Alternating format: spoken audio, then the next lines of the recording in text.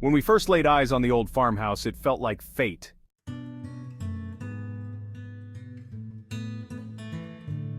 The picturesque setting with its sprawling fields and wraparound porch promised a peaceful retreat from the bustle of city life.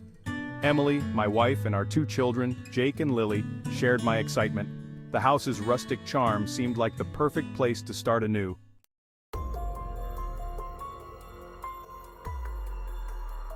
The first few days were blissful. We spent our time unpacking, exploring the fields, and enjoying the tranquility.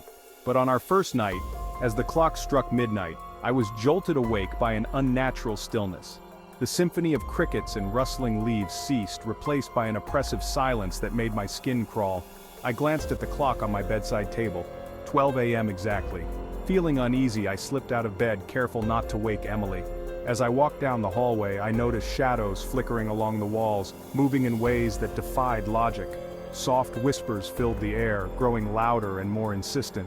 Panic gripped me as I realized these were not figments of my imagination. Malevolent spirits were roaming our house. I rushed back to the bedroom to find Emily sitting up, her face pale with fear. "Do you hear them?" she whispered, clutching the blankets tightly. I nodded, at a loss for words. We spent the rest of the night huddled together, unable to sleep, until the first light of dawn dispelled the spirits.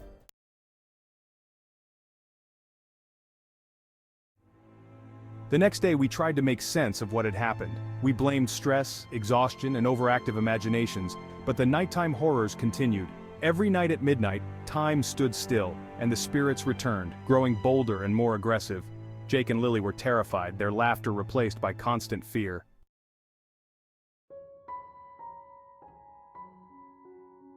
Desperate to protect my family, I began researching the farmhouse's history.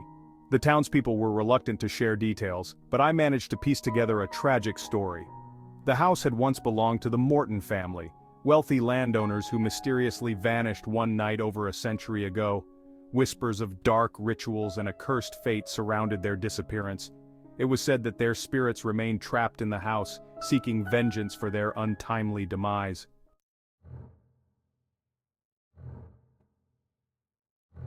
One night, while rummaging through the attic, I discovered an old journal hidden beneath a loose floorboard.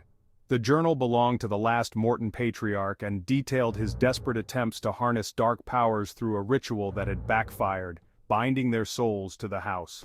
The key to breaking the curse lay in performing a counter-ritual, one that required courage and strength of will. With Emily's help, we gathered the necessary items and prepared for the ritual. As midnight approached, we took our positions in the living room, our hearts pounding. The clock struck 12, and the house fell into its eerie stillness.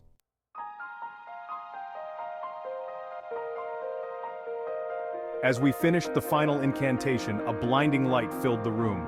The spirits let out a final, anguished cry before vanishing into the ether. Time resumed its normal flow, and the house fell silent once more.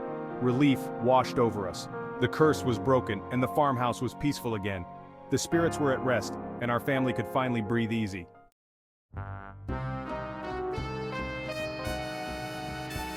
However, as we celebrated our victory, a new mystery unfolded.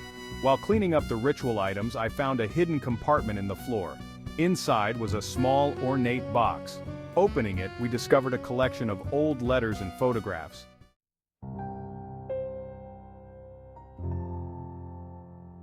They depicted a young couple and their children happy and full of life.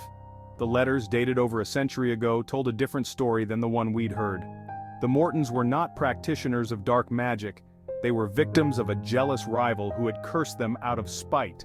Among the letters was a final note, written by the Morton patriarch.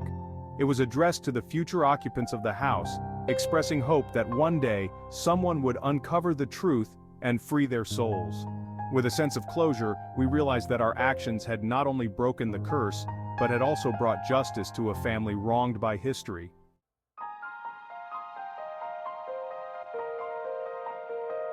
The farmhouse, once a place of terror, became a symbol of resilience and redemption. Our family, stronger and closer than ever, thrived in the newfound tranquility.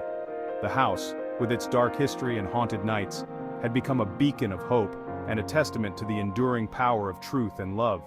And so, in the end, What began as a nightmare transformed into a story of courage, discovery, and an unexpected, happy ending.